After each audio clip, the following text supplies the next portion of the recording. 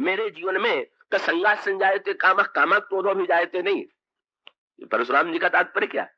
कि लोगों के जीवन में तो काम या लोभ में जब बाधा पड़ती है तब क्रोध आता है, पर मैंने अपने जीवन में काम को तो स्वीकार ही नहीं किया क्योंकि विवाह नहीं किया, और मेरे जीवन में कभी लोभ की वृत्ति आई नहीं क्योंकि मैंने कभी किसी राज्य पर अधिकार नहीं किया। तो उनसे पूछा जा सकता है कि फिर आप में क्रोध कैसे आ गया? तो उन्होंने कहा लोक कल्याण के लिए मैंने क्रोध को स्वीकार किया। कई एक यज्ञ मैंने समाज में किया और उस यज्ञ में मैंने अपने क्रोध को अग्निकुंड बनाया, और कहने लगे मैंने ये राजाओं का, ये जो अहंकारी राजा थे उन्हीं की मैंने आहुति दे दिया, उनका सिर काट करके उस यज्ञ कुंड में मैंने डाल दिया अपने क्रोध की अग्नि में। मैं जैसे विप्र सुनामो तो ही चाप श्रुआ कर आहुति जानू, और कोप मोर अति घोर किसानू, समिधि सेन चतुरंग सुहाई, महामहीप भय पशु आई, मैं यही परसु काटि बल दीन है, और समर यज्ञ जग कोटिक कीन है। मैंने लाखों बार इस प्रकार का यज्ञ किया, और मोर प्रभाव विदित नहीं तोरे। क्या तू मेरे विषय में तूने सुना नहीं है क्या? इसलिए आता है व्यंग में ये वाक्य कि परशुराम जी विश्वामित्र से कहने लगे कि जरा इन लोगों को बताओ मेरे विषय में, मेरा इतिहास जरा इनको सुनाओ। तो लक्ष्मण जी ने कहा कि महाराज ये दूसरे को सुनाने के लिए कष्ट क्यों दे रहे हैं? अपने मुंह तुम आपनी करनी, भांति अनेक बारु बहु बरनी, और नहीं संतोष तो पुण्य कछु काहू, जन रिस रोग की दुसह दुख सहू। महाराज आप ही स्वयं इतना अपने विषय में बता रहे हैं कि अब दूसरे को बताने के लिए कहां बचा। और अगर आपको संतोष न हुआ हो तो कुछ और अपने विषय में बताइए। परशुराम जी कहते कहते अंत में क्रोध का भी समर्थन करते हैं, और क्रोध के समर्थन के साथ साथ भगवान राम कहते हैं बोलस निदरी विप्र के भोरे। बस यही अहम की प्रबलता। भगवान राम ने ब्राह्मण शब्द कह करके परशुराम जी का सम्मान किया था, अपमान नहीं। लेकिन लिखा हुआ क्या? परशुराम बिगड़ करके भगवान राम से कहते हैं तू ब्राह्मण कह के मेरा अपमान कर रहा। बोलसी निदरी विप्र के भोरे, उसका अभिप्राय क्या? कि ब्राह्मण कह करके सम्मान किया गया कि अपमान किया गया? जब ब्राह्मण सारे वर्णों में पूज्य था और भगवान राम ने ब्राह्मण कह करके पुकारा, तो फिर उनको सम्मान में कमी क्यों लग रही है? उसका रहस्य क्या है? कि भाई वो तो अहंकार जितना प्रबल होगा उतनी सम्मान की मांग होगी। तो जब भगवान राम ने ब्राह्मण कह करके पुकारा तो ये सोच परशुराम जी को क्या लगा कि ब्राह्मण तो लाखों हैं, उन्हीं की बराबरी में इसने मुझे बैठा दिया, बस मैं बराबरी में बैठा दिया गया। आसन तो सबसे ऊंचा चाहिए ना। कभी कभी सभा सम्मेलन में भी जब महात्मा लोग एकत्र होते हैं तो आसनों को लेकर झगड़ा हो जाता है। वैसे तो श्रोता नीचे ही होते हैं, लेकिन महात्माओं में भी परस्पर वक्ताओं में भी ये टकराहट हो जाती है कि मुझे आसन तो मिला पर उससे नीचे मिला, या दूसरे की बराबरी में क्यों मिल गया, हमको तो ऊंचा मिलना चाहिए। परशुराम जी अब सम्मान में भी अपमान का अनुभव कर रहे हैं। यही अहम की अतिशयता। जितना अहम प्रबल होता जाएगा उतने व्यक्ति चाहे उसको जितना दिया जाए उसको ये लगेगा कि मेरे प्रतिष्ठा के अनुकूल सम्मान अभी नहीं हुआ। भगवान श्री राघवेंद्र झुक जाते हैं। भगवान राम ने कहा महाराज मैंने ब्राह्मण कह करके आपका अपमान किया कि ये तो मैं कल्पना भी नहीं कर सकती। जो हम निदर ही विप्रबद सत्य सुनो भृगुनाथ।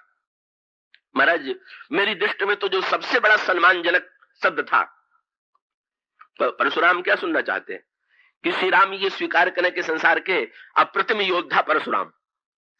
तो भगवान राम ने कहा महाराज जो शब्द आप सुनना चाहते हैं वो शब्द तो टकराहट की और झगड़े की जड़ है। बल्कि उन्होंने यूं तो लक्ष्मण को भी नयन तरेर करके देखा भगवान राम ने थोड़ा कि परशुराम जी से इस प्रकार बोलना ठीक नहीं है, पर उन्होंने बड़ी विनम्रता से परशुराम जी से भी कह दिया कि महाराज इस लड़के पर आप बहुत रुष्ट हैं, लेकिन क्षमा कीजिएगा कि इस लड़के का पूरा दोष नहीं। क्यों? तो भगवान राम ने कहा कि जो तुम औते मुनि की नहीं तो पदरज शिशु सिर धरत गोसाई। बोले महाराज अगर आप फरसा लेके ना आए होते तो ये जरूर आपके चरणों की धूल सिर पर लगा लेते। ये फरसा ही सारे झगड़े की जड़ है।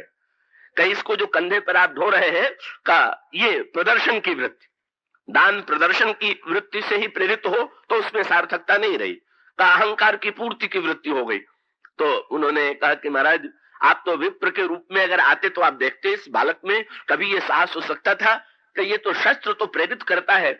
जब आप क्षत्रिय के रूप में वेश में आए तो क्षत्रिय वृत्ति से इसके अंतःकरण में आपसे टकराने की भावना आ गई, और अगर आप ब्राह्मण के रूप में आते तो दोनों में समन्वय हो जाता। आप जो है आकर के खड़े होते और ये विनम्र होकर के आपके चरणों में प्रणाम होता और आप आशीर्वाद देते, तो आशीर्वाद और प्रणाम का सार्थक मिलन हो जाता।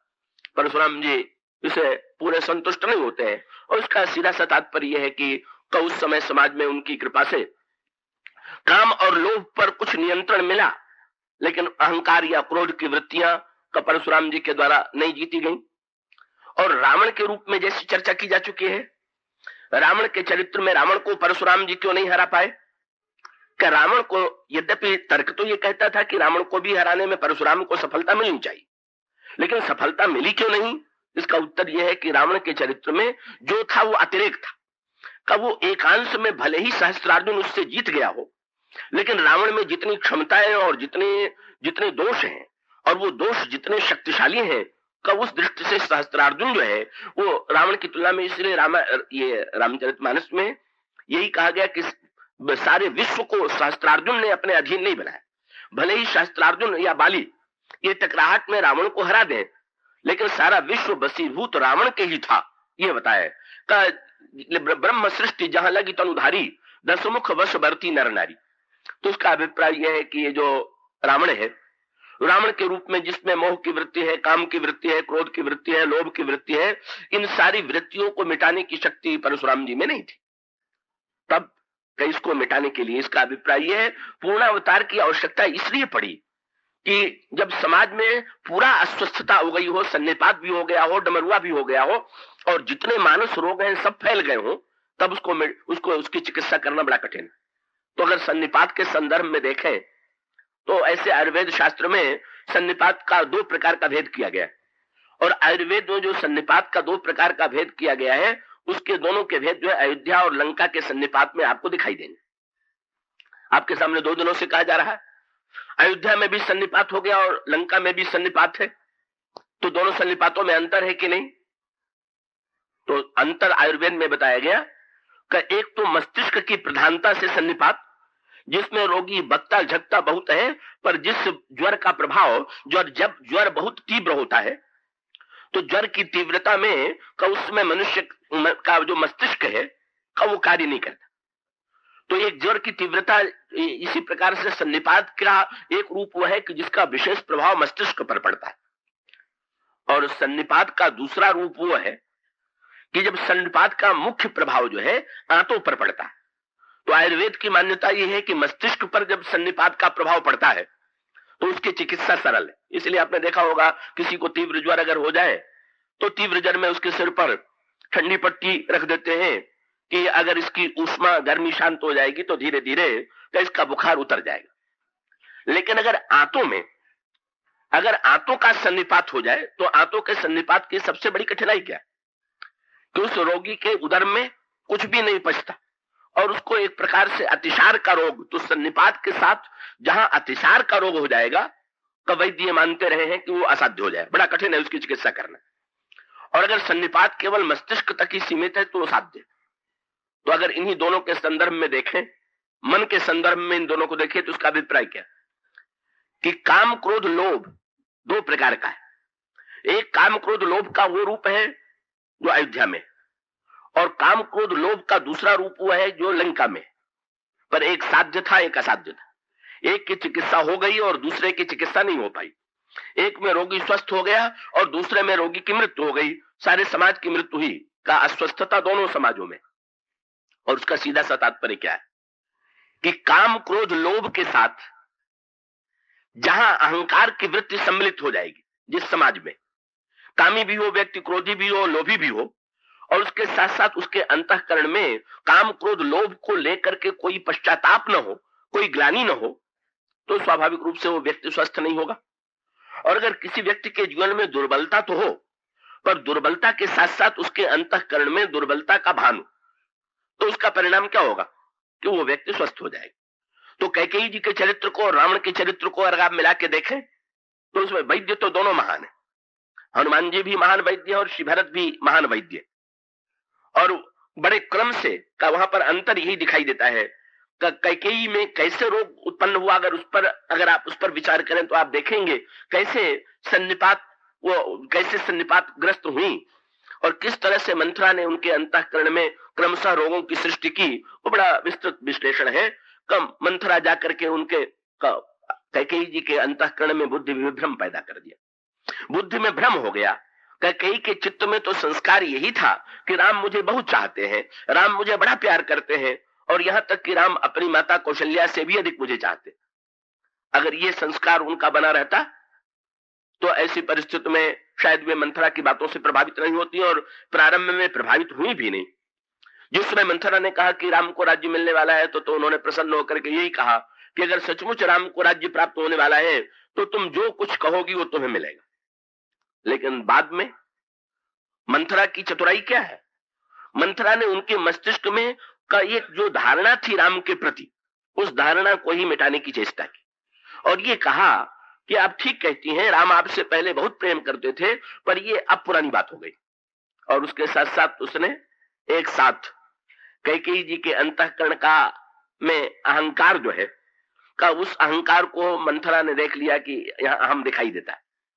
अहम दिखाई जब कोई सात्विक प्रकार का अहम है, कब वो लंका में रावण का अहंकार तो तामसिक अहंकार है, और कैकेयी जी के अंतःकरण का सात्विक अहंकार है। वो सात्विक अहंकार का रूप इस रूप में सामने आता है कि कैकेयी मंथरा से, जब मंथरा ने ये कहा कि राम को राज्य मिल रहा है और आप सुख की नींद सो रही हैं, तो उस समय तो कैकेयी जी मंथरा पर इतनी बिगड़ गई कि मंथरा पर बिगड़ करके कैकेयी जी ने कहा कि पुनिया से कबहू कहा से घर फोरी तो धर जीभ कढ़ावू तोरी। अगर तूने आगे कभी घर में झगड़ा लगाने वाली इस प्रकार की बात की तूने की तो मैं तेरी जीभ कढ़वा लूंगी। ये मंथरा जो थी, ये मन में प्रतिहिंसा की वृत्ति बड़ी प्रबल थी इसकी। जिस समय कैकेयी जी ने ये कहा कि तेरी जीभ मैं कढ़वा लूंगी, तो मंथरा ने निर्णय कर लिया कि अगर मैं भी मंथरा हूं तो अगर मेरी जीभ आप कढ़वा लेंगी तो आपके मुंह में अपनी जीभे में पैठा दूंगी। और यही पैठा दिया उसने। आगे चल करके जो मंथरा कहती थी वही कैकेयी के मुंह से निकल रहा है।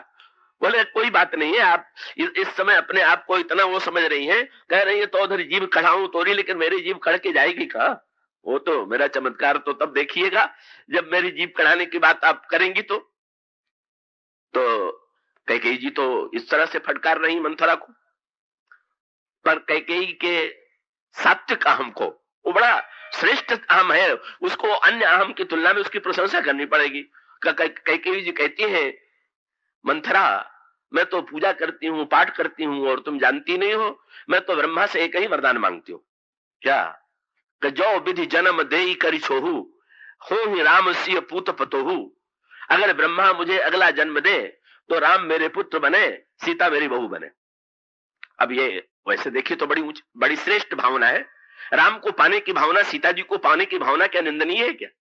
पर उसके मूल में सात्विक अहंकार मिला हुआ, बस इतना ही दोष है थोड़ा सा। राम से संबंध जोड़ने की वृत्ति भी श्रेष्ठ, सीता से संबंध जोड़ने की वृत्ति भी श्रेष्ठ, पर उस वृत्ति के पीछे एक जो दुर्बलता है सात्विक अहम की, वो दुर्बलता काहे की है?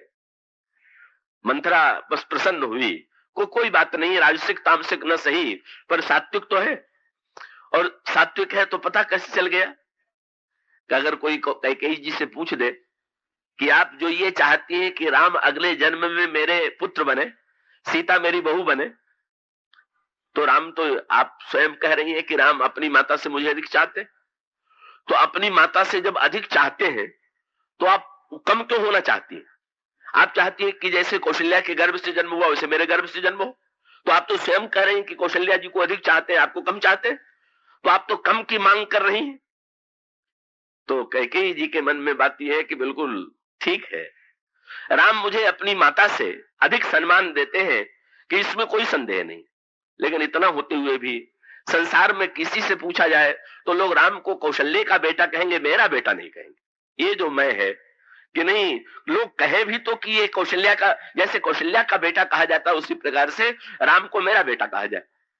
और वो सात्विक जो उनके अंतःकरण में श्रेष्ठ संबंध जोड़ने की, राम से नाता जोड़ने की वृत्ति है, जिसके मूल में सात्विक अहंकार, उसको उसने थोड़ा सा का बड़ी चतुराई से बुद्धि में विभ्रम डाल दिया। भ्रम का एक तो कि ये जो काम क्रोध लोभ है, ये काम जो है वो बहुधा वर्तमानोन्मुख रहता है, और क्रोध जो है वो भूतोन्मुख, और लोभ जो है भविष्योन्मुख है। क्रोध जो है वो भविष्य से जुड़ा हुआ, क्रोध क्यों आता है? बोले ऐसा क्यों हो गया? तो जब क्रोध आवेगा तो भूतकाल पर ही आवेगा, जो हो गया उस पर आवेगा। और काम का स्वभाव है कि वो वर्तमान को देखता है, वर्तमान में जो प्यास है, वर्तमान में जो वासना है, उसकी पूर्ति कैसे हो, तो वर्तमानोन्मुख। पर लोभ जो है वो भविष्य की चिंता कराता है कि आगे के लिए चिंता करो, आगे के लिए तैयारी करो। तो भाई भूत जो है वो तो देख लिया गया, वर्तमान सामने है, एक भविष्य ही ऐसा है कि जो प्रत्यक्ष तो दिखाई नहीं देता, तो उसकी जैसी आप विचित्र कल्पना करना चाहिए, भविष्य की वैसी कल्पना आप कर लीजिए। यही लोभ अपार होने का कारण भी यही कि भूत और वर्तमान सामने है, पर भविष्य जो है वो पता नहीं है कि व्यक्ति कितने दिन जीवित रहेगा, कैसी कैसी स्थितियां आवेंगी। इसलिए व्यक्ति जो काल्पनिक, तो उसने तुरंत मंथरा ने कह दिया आपने भूत देखा, वर्तमान का आपको पता नहीं, वो मैं बता रही हूं। भूत को देखा आपने कि राम आपसे बड़ा प्यार करते थे, और वर्तमान के विषय में तो आप इसी से समझ लीजिए कि आपको पता नहीं है कि वर्तमान में तो राम को राज्य मिलने वाला है, ये सारे अयोध्या को ज्ञात है और आपको ज्ञात नहीं है, तो आप वर्तमान से अनभिज्ञ हैं। पर जाने दीजिए, मैंने आपको बता दिया, आपको वर्तमान का ज्ञान हो गया, लेकिन आप सोचिए तो भविष्य क्या है। और भविष्य का ऐसा भयावना का भयानक चित्र उसने प्रस्तुत कर दिया। बोले अब ये यही होने जा रहा है कि राम सिंहासन पर बैठेंगे, और फिर काल्पनिक चित्र क्या? बोले भरत बंद गृह से ही है, भरत कारागार में डाल दिए जाएंगे, लखन राम के नेब, लक्ष्मण जी राम की ओर से राज्य चलावेंगे, लक्ष्मण को ही सबसे अधिक महत्व प्राप्त हो जाएगा, और तुम्हारी तो एक ही भूमिका रह जाएगी। क्या? बोले जो सुत सहित करहु सेवकाई, तो घर रहो ना अनुपाई। तुम्हें तो बस एक ही काम करना है, कौशल्या की जो तुम्हारी सौत है उनकी तुम सेवा करोगी, नौकरानी बन के रहोगी, तभी तुम रह पाओगी, और नहीं तो तुम्हारे रहने का कोई बड़ी चोट लगी।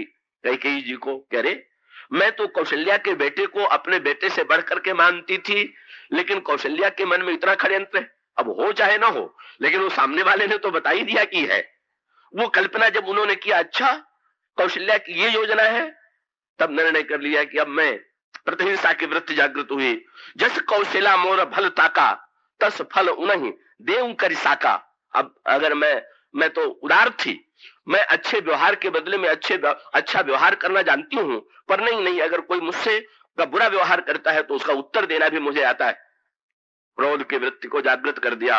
अहंकार जहां आया, अहंकार पर जहां चोट पहुंची, क्रोध की वृत्ति जागृत हुई, बदला लेने की वृत्ति, राम से कैसे बदला ले।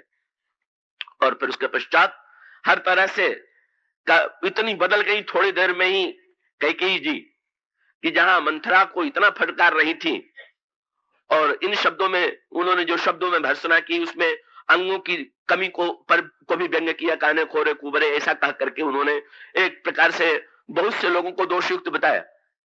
लेकिन अब इतनी बदल गई कि मंथरा से उन्होंने अंत में क्षमा मांग लिया।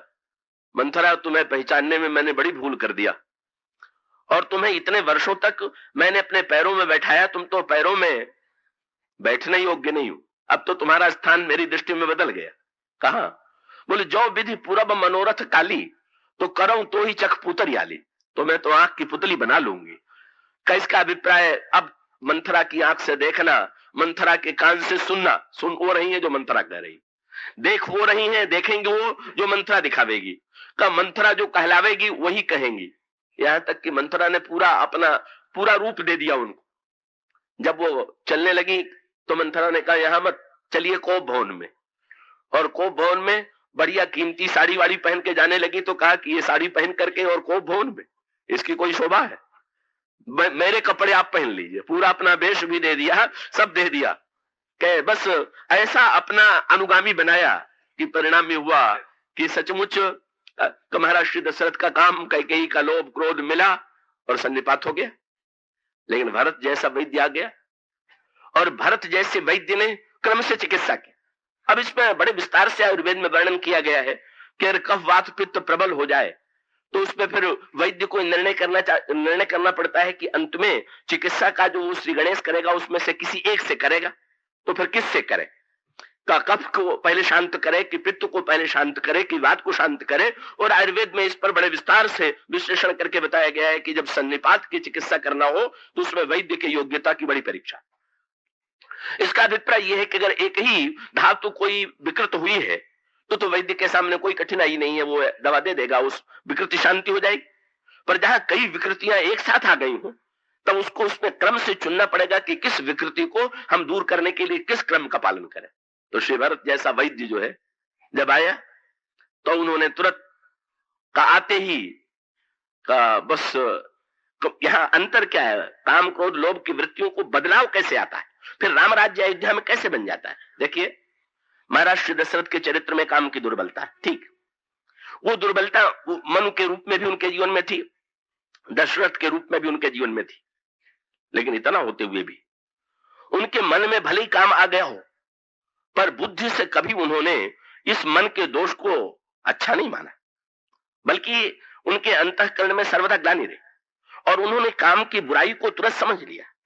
जब वो कैकेयी के महल में गए तो कामी बन करके गए, लेकिन जिस समय उन्होंने काम के द्वारा इतना उसका दुष्परिणाम देखा, जब जाते हैं तब उनकी भाषा कामी की भाषा है। बार बार कहराऊ सुमुखी सुलोचनी पिक बचनी कारण मोहि सुनाहु गज गामिनी निज कोप कर कहु कही रंग कहीं करो नरेसु कहु कही नृपहि निकारो देसु सकऊ तोरी अरि अमरऊ मारी कहा कीट बपुरे नर नारी जानसी मोर सुभाव बरोरु तो मुख आनंद चंद चकोरु प्रिया प्राण वत्सर सब सर्वस तोरे। इस तरह से महाराज श्री दशरथ कैकेयी जी के सौंदर्य की प्रशंसा करते हैं, उन्हें रिझाने की चेष्टा करते हैं, लेकिन उसकी एक सीमा थी। जब राम और काम में चुनाव करने का अवसर आ गया, राम के प्रति भी उनका आकर्षण था, काम का भी आकर्षण उनके मन में था, लेकिन जब दोनों आकर्षण प्रतिद्वंदी होकर के आ गए, तब ये नहीं कि दशरथ जी को काम का आकर्षण जीत ले और राम का आकर्षण उनको कम लगे, ना ना, दशरथ ऐसे बदले और दशरथ के बदलाव को गोस्वामी जी ने अपने शब्दों से प्रकट कर दिया। कैकेयी जी बड़ी सुंदर, उनका मुख देख करके दशरथ जी बड़े प्रसन्न हो रहे थे, लेकिन जो ही उन्होंने राम के लिए वनवास मांगा, भरत के लिए राज्य मांगा, वही कैकेयी है। पर दशरथ जब दृष्टि उठा करके देखते हैं तो उनको कैकेयी में सुंदरता का लेश नहीं दिखाई देता। किसी ने पूछा, दशरथ जी तो कह रहे थे कैकेयी से कि आप तो बड़ी सुमुखी है, उन्होंने कहा पहले लग रही थी, जब तक उनके मन में एक समझौता था, उनके मन में समझौता था कि कैकेयी सुंदर भी हैं और कैकेयी का शील भी बड़ा श्रेष्ठ है, क्योंकि कैकेयी राम से भी बड़ा प्यार करती है, तो उनको लगता था कि कैकेयी से स्नेह करने में कोई हानि नहीं है, क्योंकि कैकेयी राम से भी तो प्रेम करती है। तो व्यक्ति को ऐसा लगे कि राम और काम साथ रह सकते हैं तो बहुत बढ़िया, उनको ये लगा कि कैकेयी के प्रति आसक्ति भी ठीक रहेगी और राम के प्रति भी। लेकिन जब ये दिखाई पड़ा कि नहीं, दोनों में से एक को चुनना है, तब तुलसीदास जी ने कहा अब कैकेयी जो है उनको सुमुखी नहीं लग रही, अब कैसी लग रही? बोले लागहि कुमुख बचन शुभ कैसे मगह गयादिक तीर्थ जैसे। अब सुमुख के स्थान पर कुमुख लगने लगी और सुलोचन बड़े सुंदर नेत्र, उन नेत्रों पर रीझे हुए थे, पर अब जब कैकेयी की आंखों की ओर देखना उन्होंने बंद कर दिया, तो लोगों ने पूछा सुलोचनी कैकेयी को क्यों नहीं देख रहे? बोले वो सुलोचनी अब थोड़ी रह गई। तब बोले मृगिनी चिताओ जनु बाघिन भूखी, वो तो जैसे भूखी बाघिन देख रही हो उस दृष्टि से देख रही है। और उनके शब्दों को सुन करके लगता था कितने मीठे बोलने वाली ठीक वचन, पर उन्होंने कहा अब शब्द कैसे लग रहे हैं? भूप मनोरथ सुभग बन सुख सुविहंग समाज और भिल्लिनी जन उछाणनी चाहत वचन भयंकर बाज। ठीक वचन नहीं, ये तो बाज की तरह आक्रमणकारी वाक्यों का प्रयोग करने वाली का। और इसके साथ साथ कैकेयी ने कहा कि आपने तो मुझसे ये कहा था कि तुम गजगामिनी हो, अब आपको नहीं लग रहा है क्या? तो दशरथ जी ने कहा हाँ, पहले तो मैं समझता था कि केवल तुम्हारी चाल हाथी की तरह है, स्वभाव हाथी की तरह नहीं, पर अब पता चल गया कि तुम्हारी चाल से अधिक तुम्हारा स्वभाव हाथी की तरह हो गया। क्या? बोले मोर मनोरथ सुरतर फूला और फलत करणी जनु हते समूला और अवध उजार कीन कैकेयी दीने से अचल विपत्ति कह नहीं। जैसे हाथी वृक्षों को उखाड़ देता है, इसी प्रकार से मेरे मनोरथ के कल्पतरु को तुमने उखाड़ दिया। और फिर दशरथ जी बिना संकोच के कह देते हैं कुलोचन ओठ बैठू मुंह गोई, तुम मेरी आंखों से दूर चली जाओ, मैं तुम्हारा मुख नहीं देखना चाहता। और इतना ही नहीं, जब कैकेयी वहां से नहीं जाती है तो महाराज श्री दशरथ आगे चल करके स्वयं कैकेयी के भवन का परित्याग कर देते हैं और उनके अंतर मन में बड़ी ग्लानि हुई अपने इस काम पर जो उनके अंतर मन में था। उसका अभिप्राय क्या? उनके काम ने उनकी बुद्धि का समर्थन प्राप्त नहीं किया। बाद में कौशल्या जी के भवन में वो चले गए। कौशल्या जी ने महाराज श्री दशरथ को बार बार समझाया और दशरथ जी इस बात पर दृढ़ रहे कि मैं इस शरीर का परित्याग कर दूंगा। क्यों महाराज, शरीर का परित्याग आप क्यों करना चाहते हैं? उस समय दशरथ जी ने आंखों में आंसू भर करके कहा, इतने दिनों तक सत्कर्म करने के बाद भी, इतना विचार और सत्संग करने के बाद भी अगर मैं अपनी वासना को नहीं जीत पाया और वासना के प्रवाह में मैंने कई को ऐसे वचन दे दिए, तो अब इसका प्रायश्चित यही है कि जो शरीर का वासना के कलुष से मलिन हो चुका है, अब वो राम के सेवा के योग्य नहीं है। इसलिए सो तनुराग करब में कहा और जेहि न प्रेमपन मोर निभाहा, हा रघुनंदन प्राण प्रीते तुम बिन जियत बहुत दिन बीते, और राम राम कही राम कही राम राम कही राम, तनु परिहर रघुपति विरह राव गए सुरधाम। महाराज श्री दशरथ अपने काम की त्रुटि को समझ लेते हैं और काम की त्रुटि को समझ करके अपने शरीर का बलिदान करके प्रायश्चित करते हैं। श्री राम की स्मृति में डूब करके उन्होंने जो भूल की थी उसे अंत में उस भूल का परिमार्जन कर देते हैं। अब इसके पश्चात कैकेयी जी में जो लोभ और क्रोध की वृत्ति है, कैकेयी जी में जो एक अहम था, सात्विक अहम, इन सब की चिकित्सा का भार किस पर पड़ा? महानतम वैद्य श्री भरत पर। और कैकेयी के चरित्र में भी ये बात बहुत बढ़िया। क्या कैकेयी जी भ्रमित हो गई थी, बुद्धि धोखा खा गई थी, पर इतना होते हुए भी जब भरत जैसा वैद्य आया तो भरत जी ने तो आते ही पहले ही इतनी कड़वी पुड़िया दे दिया। वैद्य निर्णय कर देता है कि दवा कौन सी देना ठीक रहेगा, मीठी की कड़वी। तो भरत जी समझ गए कि मीठी दवा इनके लिए उपयोगी नहीं है, क्योंकि कैकेयी तो सोने का थाल सजा करके राज्य का प्रस्ताव लेकर के खड़ी है। श्री भरत ने सोचा कि अगर मैं मीठे शब्दों में इनको कहीं सत्कार करूंगा तो इनके अंतर मन की जो दुर्वृत्तियां हैं, जो इनके मन में जागृत हो गई हैं, लोभ की वृत्ति, इनके अंतर मन में जो क्रोध की वृत्ति, वो लगेगा कि बड़ी तो सार्थक है, मेरा पुत्र भी मेरे साथ सहमत। इसलिए जब कैकेयी ने उनसे राज्य का प्रस्ताव किया और श्री भरत ने जो शब्द कहे, कई बार लोगों को लगता है कि श्री भरत ने जिस तरह के शब्दों का प्रयोग किया कब वो शब्द तो उचित नहीं है, लेकिन वो तो इसी प्रकार की बात है कि आप वैद्य को उलाहना दें कि आपको तो मीठी ही दवा देना चाहिए था। हमारे काशी के वैद्य हैं का एक बार एक सज्जन ने उनसे कहा, वैद्य जी कोई चूर्ण दीजिए, पर अचानक डर गए, बोले पंच सकार मत दे दीजिएगा, कोई मीठा बहुत स्वादिष्ट दीजिएगा। तो उन्होंने बिगड़ करके कहा कि तुम चले जाओ, तुम चूरन चटनी के दुकान के योग्य हो, वैद्य के पास आए हुए हो कि चूरन वाले के पास आए हुए हो? जो चूरन वाला है वो तुमको स्वादिष्ट चूरन देगा क्योंकि उसका काम वही। लेकिन वैद्य के पास आओगे तो वैद्य तो निर्णय करेगा कि चाहे स्वादिष्ट हो चाहे कड़वा हो, जिस दवा से रोगी स्वस्थ हो वो देगा वो। तो तुम मेरे ऊपर छोड़ो कि मैं तुम्हें स्वादिष्ट दूंगा कि कड़वा दूंगा। तो श्री भरत ने कड़वी दवा का प्रयोग किया, कह दिया। कैकेयी के मन में एक ही तो आशा थी